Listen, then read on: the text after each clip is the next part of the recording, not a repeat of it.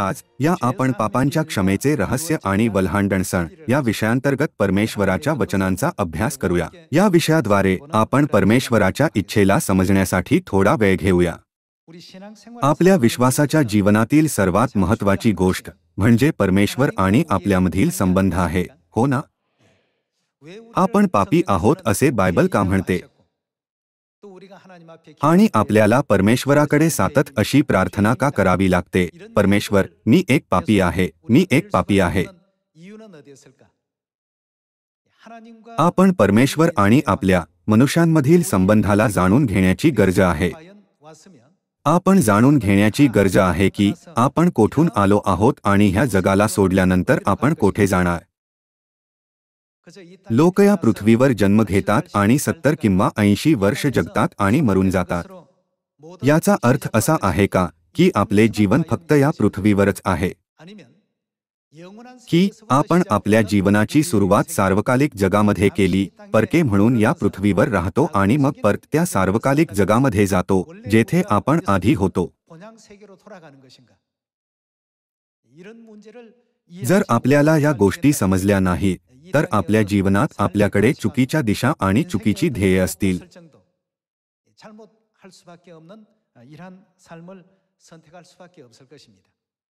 म्हणून आज या आपण हे समजण्यासाठी थोडा वेळ घेऊया की आपण कोठून आलो, या जगामधील जीवनानंतर आपण कोठे जाणार, आपल्याला शरीरामध्ये असण्याची परवानगी कोणी दिली आणि फक्त कोठे आपण या शरीरासोबत राहू शकतो।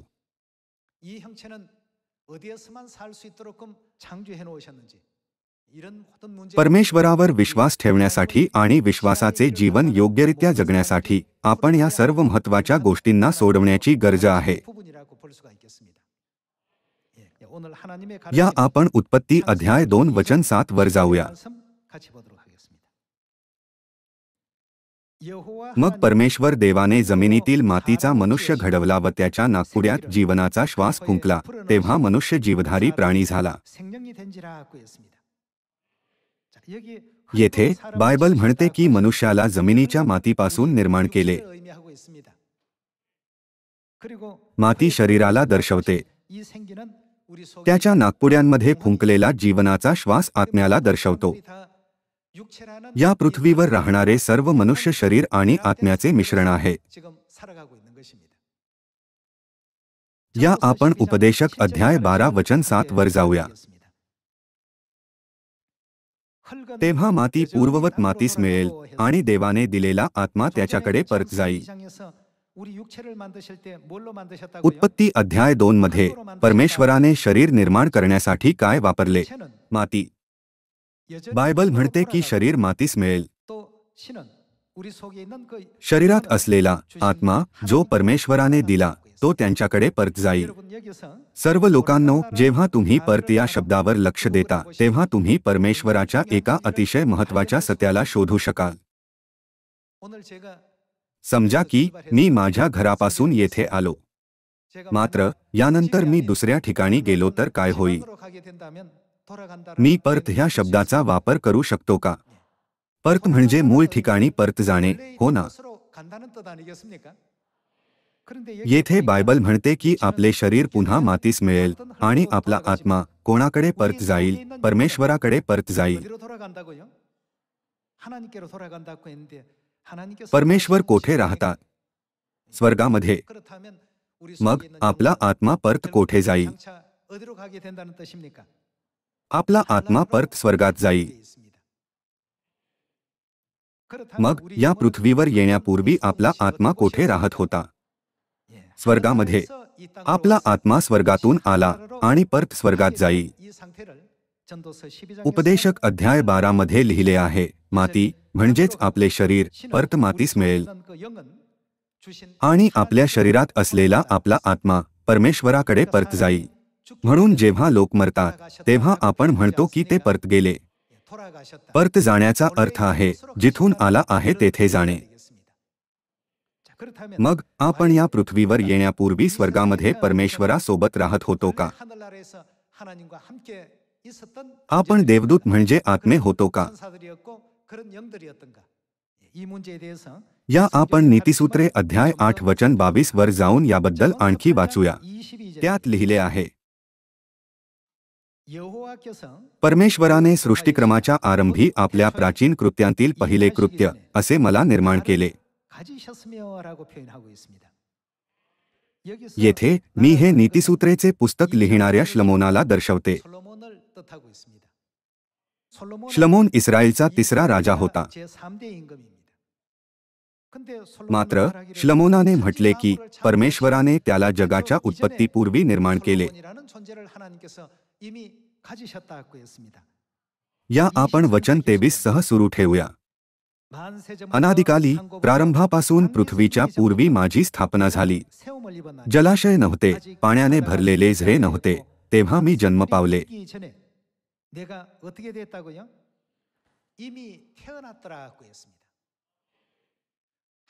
सुरुवातीला आकाश आणि पृथ्वी निर्माण करण्यापूर्वी परमेश्वराने पृथ्वी, डोंगर आणि पर्वत बनवण्यापूर्वी श्लमोन कोठे होता?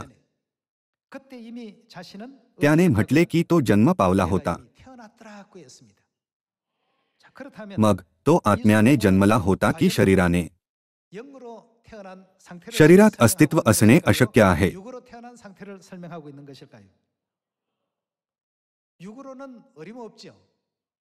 आकाश आणि पृथ्वीच्या निर्मितीपूर्वी श्लमोनाचा जन्म झालेला होता. मग त्याचा जन्म कोठे झाला होता? तो या पृथ्वीबद्दल नाही, पण स्वर्गाबद्दल बोलत आहे. तो साक्ष देत आहे की त्याचा जन्म स्वर्गामध्ये झाला होता. या आपण वचन 26 सह सुरू ठेवूया. त्या वेळेपर्यंत त्याने पृथ्वी, शेते व पृथ्वीचा धूलिसंचयही निर्माण केली नव्हती.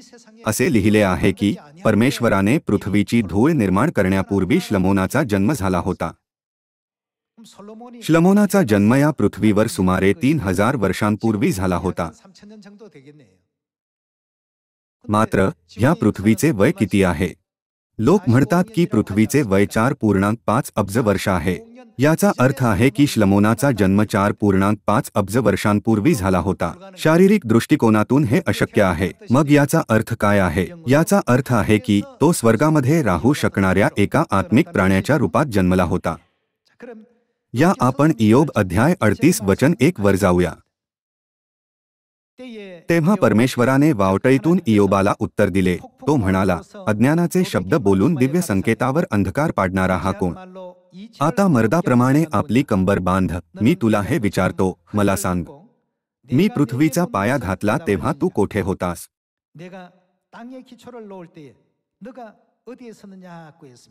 येथे मी कोण आहे? परमेश्वर आहे. परमेश्वर विचारत आहे, मी पृथ्वीचा पाया घातला तेव्हा तू कोठे होतास? तुला समजत असेल तर मला सांग.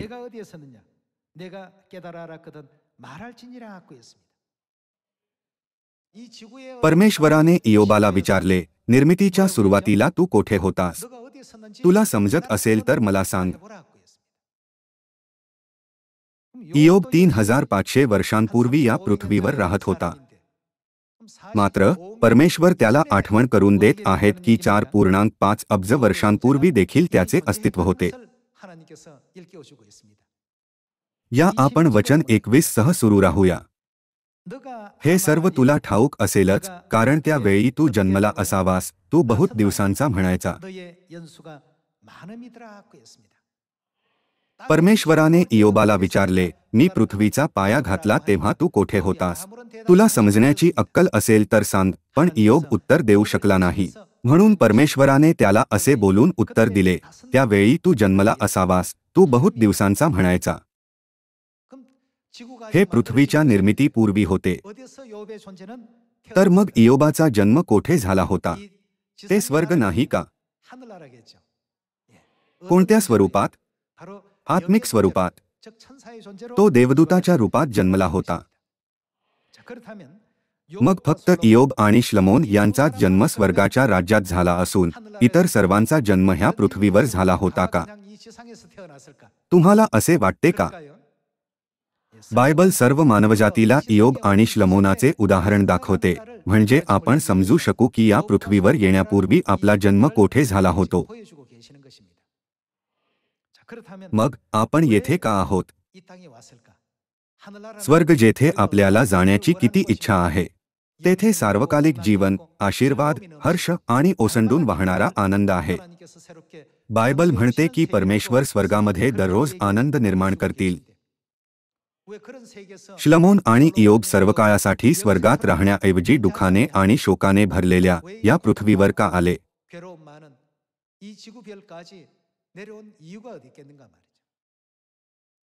प्रत्येक गोष्टीचे एक कारण असते.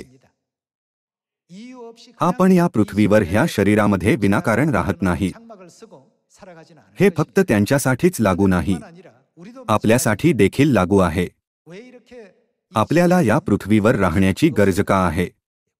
दुःख, पीडा, यातना आणि काळजीमध्ये आपल्या जगण्याचे काही कारण असेल.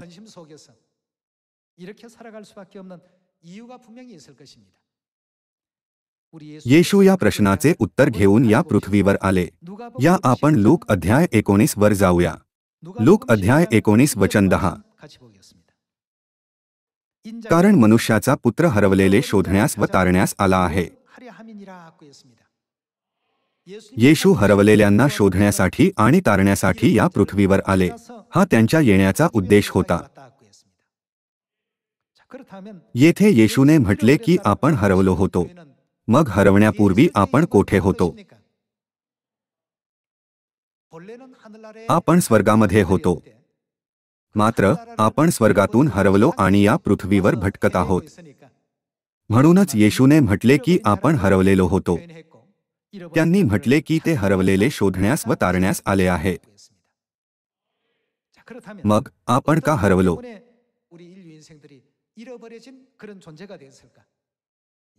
या आपण मत्तय अध्याय 9 वर जाऊन याचे उत्तर शोधूया. बायबलमध्ये प्रत्येक प्रश्नाचे उत्तर आहे. मत्तय अध्याय 9 वचन 13. मला दया पाहिजे, यज्ञ नको ह्याचा अर्थ काय हे जाऊन शिका, कारण नीतिमानांना नव्हे तर कोणाला? पापी जनांना पश्चात्तापासाठी बोलावण्यास मी येथे मी येशूला दर्शवते. मी आलो आहे.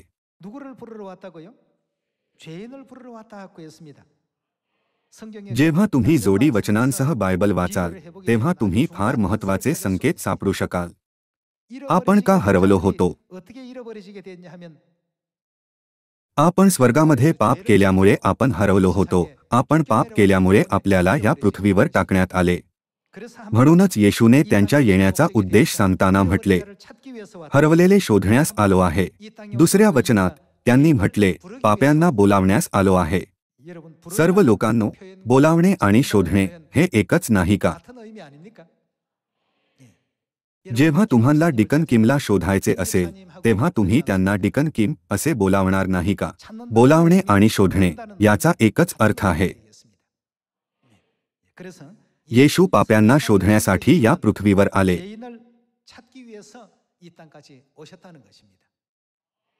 बायबल आपल्याला शिकवते की सर्व मनुष्य आत्मे म्हणजे देवदूत होते, ज्यांनी स्वर्गात पाप केले आणि या पृथ्वीवर टाकण्यात आले.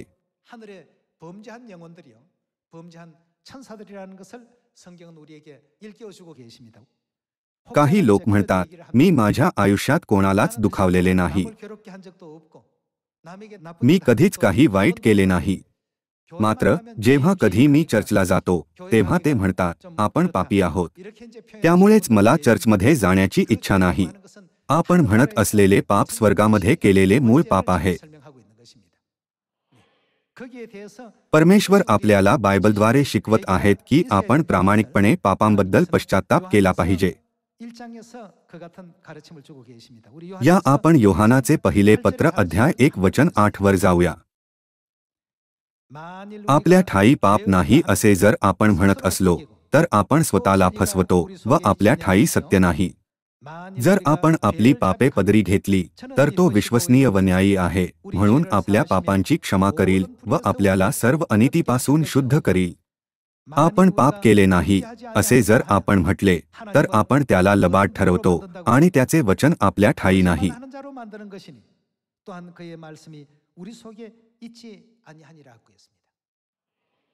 जर आपण म्हटले आपण पाप केले नाही तर हे परमेश्वराला लबाड ठरवणे आहे. याचा अर्थ आहे की या पृथ्वीवर राहणारे सर्व लोक ते आत्मे म्हणजे देवदूत आहे ज्यांनी स्वर्गामध्ये पाप केले.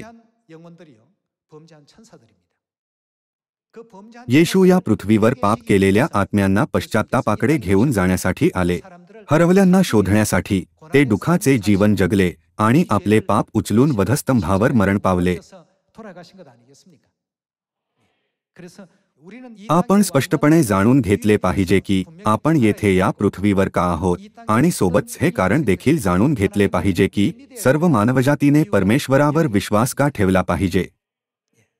तुमचा जन्म या पृथ्वीवर आणखी काही नाही, फक्त खाणे, म्हातारे होणे, आजारी पडणे आणि मरणे यासाठीच झाला आहे असे तुम्हाला वाटते का? सर्व लोकांनो, हे खरे नाही. परमेश्वर आपल्याला काही शिकवत आहे ज्याची आपल्याला अजूनपर्यंत जाणीव झालेली नाही. आपण आपल्या सर्व पापांबद्दल पश्चात्ताप केला पाहिजे जे आपण करावे अशी परमेश्वराची इच्छा आहे आणि परत आपल्या स्वर्गीय घरी जावे जे आपण गमावले होते. परमेश्वर पाप्यांना वाचविण्यासाठी या पृथ्वीवर आले. आपले पाप ते नाहीत जे आपण या पृथ्वीवर केले, पण ते आहेत जे आपण स्वर्गामध्ये केले. मग आपण स्वर्गामध्ये कशा प्रकारचे पाप केले की आपल्याला या पृथ्वीवर टाकण्यात आले? या आपण रोमकरांस अध्याय 6 वचन 23 वर जाऊया. कारण पापाचे वेतन मरण आहे. सर्व लोकांनो, या जगामध्ये देखील अनेक प्रकारचे अपराध आहेत. किरकोळ अपराध, वाहतूक नियमांचे उल्लंघन, खून इत्यादी. पुष्कळ अपराध आहेत. मात्र आपण स्वर्गामध्ये केलेल्या पापामुळे आपल्याला मरणाची शिक्षा देण्यात आली. बायबल म्हणते की आपल्या पापाचे वेतन मरण आहे. किरकोळ अपराध करणाऱ्यांना मरणाची शिक्षा दिली जाते का? आपले पाप इतके गंभीर होते की आपण मरणाच्या शिक्षेस पात्र आहोत.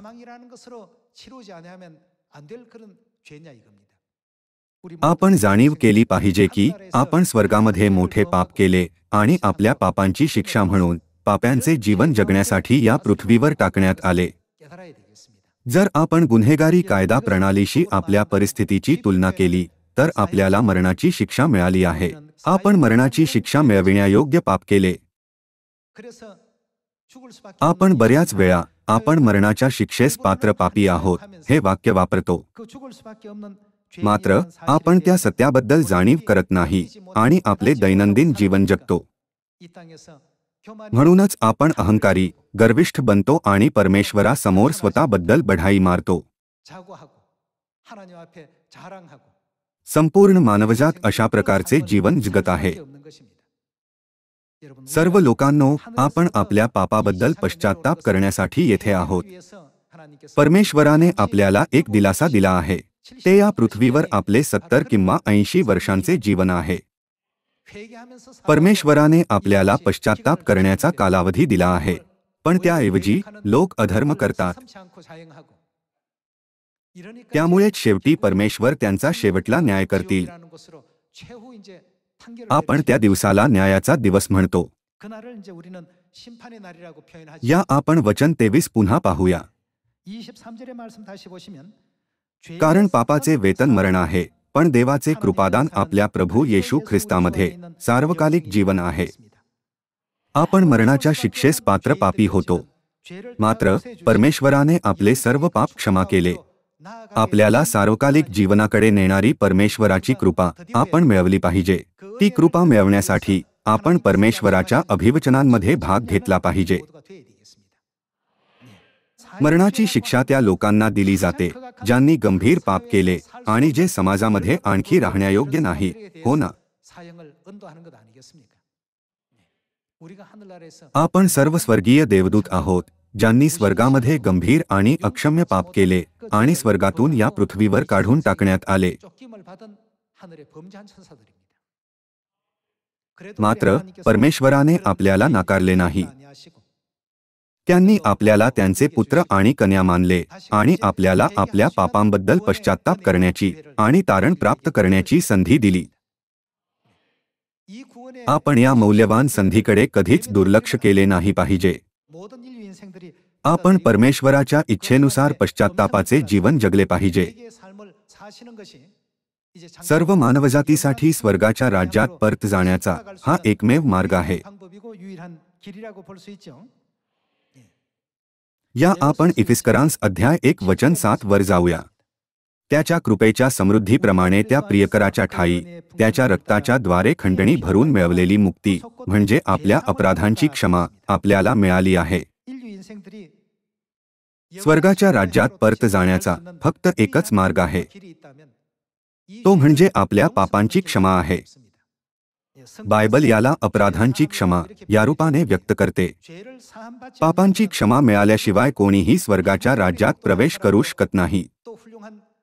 मग जरी ते कितीही हुशार असले, जरी ते कितीही चांगल्या कुटुंबातून आलेले असले, जरी ते कितीही प्रसिद्ध असले, जरी ते कितीही श्रीमंत असले, तरी कोणीही पृथ्वीवरील गोष्टींनी स्वर्गाच्या राज्यात प्रवेश करू शकत नाही.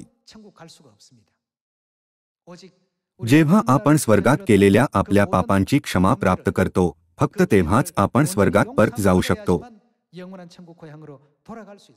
आपण इफिस्करांस अध्याय 1 वचन 7 मध्ये पापांची क्षमा मिळवण्याचा मार्ग पाहू शकतो. त्याच्या कृपेच्या समृद्धीप्रमाणे त्या प्रियकराच्या ठायी कशाद्वारे?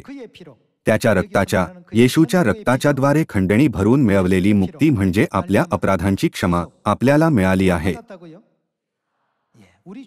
आपण फक्त येशूच्या रक्ताद्वारे पापांची क्षमा प्राप्त करू शकतो.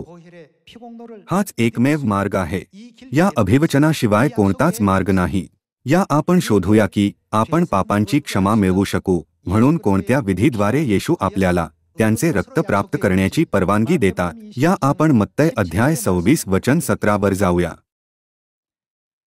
नंतर बेखमीर भाकरीच्या सणाच्या पहिल्या दिवशी शिष्य येशूकडे येऊन म्हणाले, आपणाकरता वल्हांडणाच्या भोजनाची तयारी आम्ही कोठे करावी म्हणून आपली इच्छा आहे. त्याने म्हटले, नगरात अमुक एका माणसाकडे जाऊन त्याला सांगा की गुरुजी म्हणतात, माझी वेळ जवळ आली आहे, मी आपल्या शिष्यांसह तुमच्या येथे वल्हांडण सण करतो. येथे आपण पाहू शकतो की येशूला वल्हांडण सण पाळण्याची इच्छा होती. या आपण सुरू ठेवूया. मग येशूने सांगितल्याप्रमाणे शिष्यांनी जाऊन वल्हांडणाची तयारी केली. आपण ते मौल्यवान अभिवचन शोधू शकतो ज्याद्वारे आपण ख्रिस्ताचे रक्त प्राप्त करू शकतो. ते वल्हांडण सण आहे. या आपण वचन 26 सह सुरू ठेवूया. मग ते भोजन करत असताना येशूने भाकर घेतली व आशीर्वाद देऊन ती मोडली आणि शिष्यांना देऊन म्हटले, घ्या, खा, हे माझे शरीर आहे. आणि त्याने प्याला घेतला व उपकारस्तुती करून तो त्यांना दिला व म्हटले, तुम्ही सर्व ह्यातून प्या.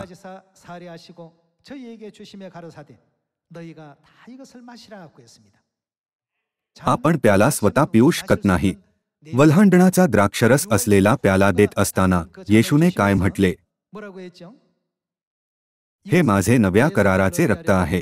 हे पापांची क्षमा होण्यासाठी पुष्कळांकरता ओतले जात आहे. येशूने म्हटले, हे माझे कराराचे रक्त आहे आणि मग आपल्याला वल्हांडणाचा द्राक्षरस दिला. परमेश्वराने अभिवचन दिले की जेव्हा आपण वल्हांडणाच्या पवित्र विधीला पाळणार, जो आपल्याला येशूचे शरीर आणि रक्त घेण्याची परवानगी देतो, तेव्हा ते मरणाच्या शिक्षेस पात्र असलेल्या त्या सर्व पापांची क्षमा करतील.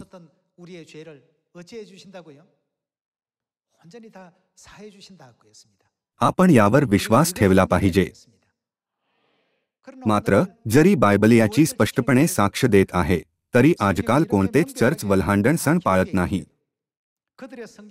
आपल्याकडे वेगळे बायबल आहे का? आपल्याकडे तेच बायबल आहे. इंग्रजी आवृत्ती असो किंवा मूळ मजकूर, त्या सर्वांचा संदर्भ एकच आहे. जरी आपल्याकडे एकच बायबल आहे, तरी देखील आजकाल लोक वल्हांडण पाळत नाहीत. हे आश्चर्यकारक नाही का? येशू या पृथ्वीवर आले आणि त्यांनी आपल्या शिष्यांसोबत शेवटचे भोजन केले. तो दिवस वल्हांडण सण होता. सर्व लोकांना लिओनार्दो दा विंचीचे प्रसिद्ध चित्र माहीत आहे. याला शेवटले भोजन म्हटले जाते. ते चित्र बायबलमधील वल्हांडणच्या दृश्याला दर्शवते. अक्षरशः ते भोजन या पृथ्वीवर येशूचे शेवटले भोजन होते. त्यांनी वल्हांडण पाळला आणि आपल्याला असे अभिवचन दिले, जर तुम्ही हे खाल आणि प्याल, तर मी तुम्हाला सार्वकालिक जीवन देईन.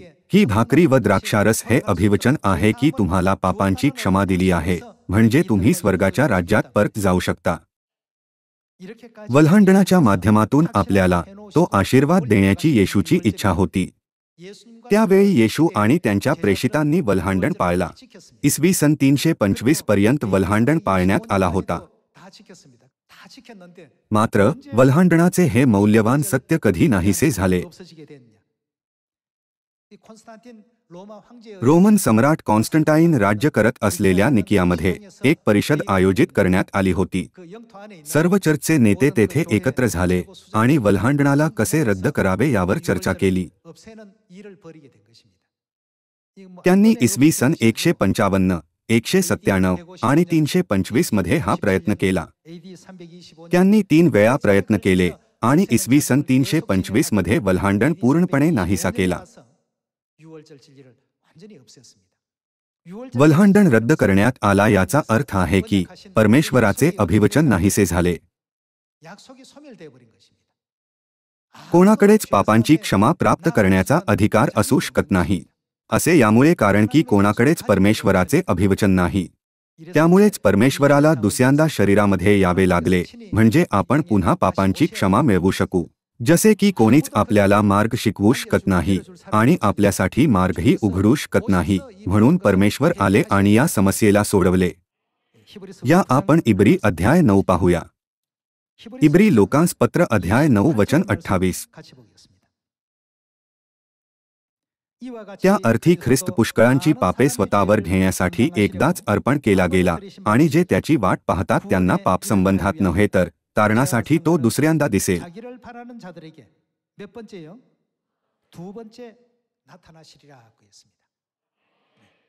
ख्रिस्ताचे दुसऱ्यांदा येण्याचे कारण आहे. असे लिहिले आहे की जे त्यांची वाट पाहत आहेत त्यांना तारण देण्यासाठी ते दुसऱ्यांदा दिसतील. याचा अर्थ आहे की परमेश्वर दुसऱ्यांदा येतील आणि इसवी सन 325 मध्ये बंद करण्यात आलेले वल्हांडणाचे सत्य पुन्हा स्थापित करतील. परमेश्वराशिवाय कोणीच वल्हांडणाला पुनर्स्थापित करू शकत नाही. मग या आपण परमेश्वर पृथ्वीवर येण्याची आणि आपल्याला नवीन कराराच्या वल्हांडणाचे सत्य शिकवण्याविषयीची भविष्यवाणी पाहूया. या आपण मिखा अध्याय 4 वचन 1 वर जाऊया.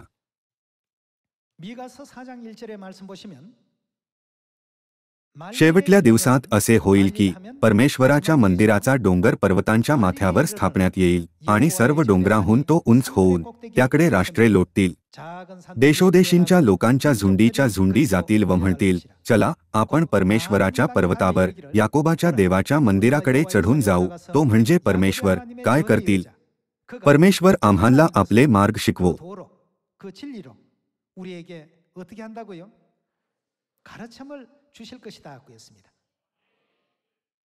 ख्रिस्त आन सांग होंग जी या पृथ्वीवर आले आणि सर्व राष्ट्रांसाठी नवीन कराराचा वल्हांडण पाळण्याचा मार्ग उघडला जो इसवी सन 325 मध्ये रद्द करण्यात आला होता. म्हणजे आम्ही त्याच्या पथांनी चालू, कारण सियोनेतून शिक्षण व यरुशलेमेतून परमेश्वराचे वचन निघेल. हीच भविष्यवाणी यशया अध्याय 25 मध्ये लिहिलेली आहे. या आपण यशया अध्याय 25 वचन 6 वर जाऊया. सेनाधीश परमेश्वर ह्या डोंगरावर सर्व राष्ट्रांसाठी मिष्टान्नाची मेजवानी, राखून ठेवलेल्या द्राक्षारसाची मेजवानी करत आहे. उत्कृष्ट मिष्टान्नाची व राखून ठेवल्यावर गाळलेल्या द्राक्षारसाची मेजवानी करीत आहे.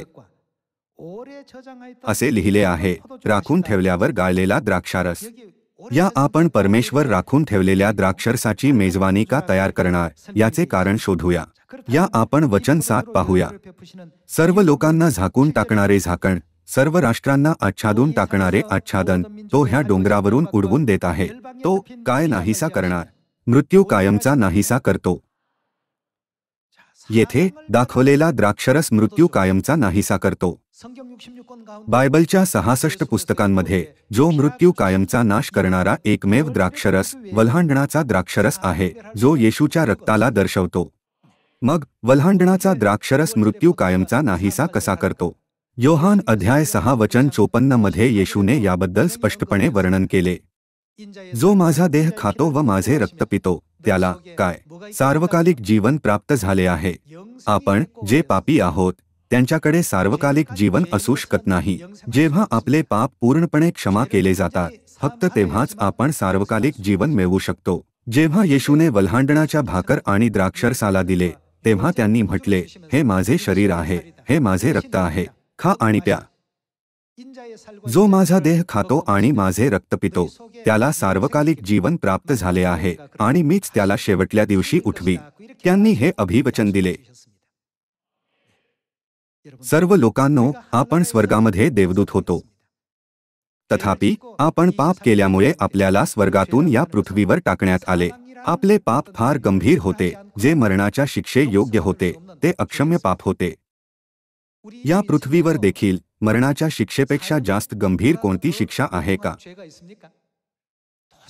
ज्यांना क्षमा केले जाऊ शकत नाही असे पाप करणाऱ्यांना मरणाची शिक्षा दिली जाते. जसे की आपण या पृथ्वीवर आपली ओळख न समजता राहतो, म्हणून आपण परमेश्वरासमोर गर्विष्ठ बनतो.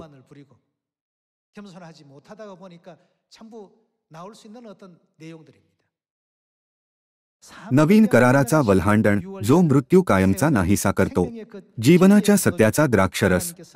परमेश्वराने म्हटले की ते याने एक मेजवानी तयार करतील आणि म्हटले की हा दिवस नक्कीच येईल. या आपण अध्याय 25 वचन 8 सह सुरू ठेवूया. तो मृत्यू कायमचा नाहीसा करतो. प्रभू परमेश्वर सर्वांच्या चेहऱ्यावरील अश्रू पुसतो. तो अखिल पृथ्वीवरून आपल्या लोकांची अप्रतिष्ठा दूर करतो, कारण परमेश्वर हे बोलला आहे. त्या दिवशी ते म्हणतील, पहा, हा कोण? आमचा देव. बायबल म्हणते की ख्रिस्त आपल्याला तारण देण्यासाठी दुसऱ्यांदा दिसतील. दुसऱ्यांदा असे म्हणण्याचा अर्थ आहे की ते आत्मिक रूपात नाही, पण शरीरामध्ये येतील.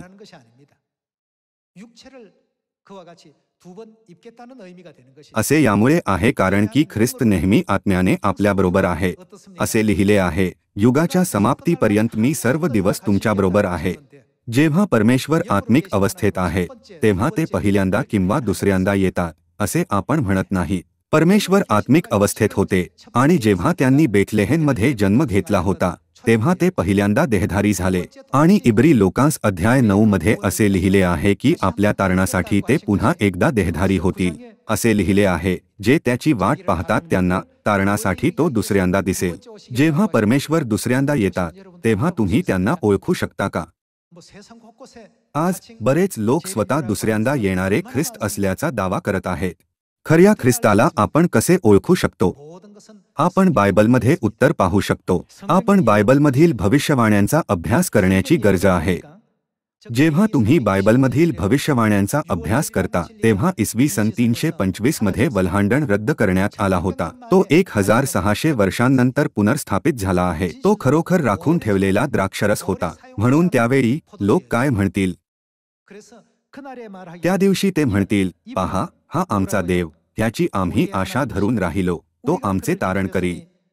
हाच परमेश्वर आहे, ह्याची आम्ही आशा धरून राहिलो.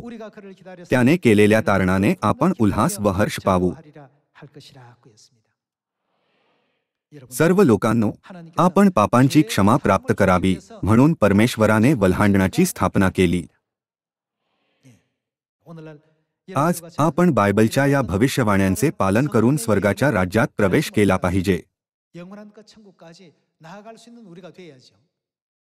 आपण आपल्या स्वतःच्या क्षमतेने, बुद्धीने, अधिकाराने, सामग्री किंवा ज्ञानाने स्वर्गाच्या राज्यात प्रवेश करू शकतो का? कोणीच करू शकत नाही.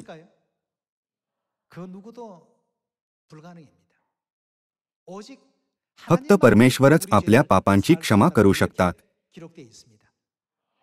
आज या आपण ख्रिस्त आन सांदहोंग जी यांना धन्यवाद आणि गौरव देऊया, ज्यांनी आपल्याला नवीन कराराच्या वल्हांडणाच्या सत्याद्वारे पापांची क्षमा दिली आहे. या आपण आपल्या स्वर्गीय माताला देखील सार्वकालिक सन्मान देऊया. आपल्या चोहोबाजूला अजूनही पुष्कळ असे लोक आहेत ज्यांना नवीन कराराच्या वल्हांडणाच्या सत्याबद्दल माहीत नाही. या आपण वल्हांडणाची बातमी त्यांना सांगूया आणि असे बोलून त्यांना बायबल शिकवूया की या आपण परमेश्वर संतुष्ट होतात त्या सत्यामध्ये तारण प्राप्त करूया आणि एकसोबत स्वर्गात जाऊया. मी आजचा उपदेश समाप्त करू इच्छितो. तुमचे खूप खूप आभार.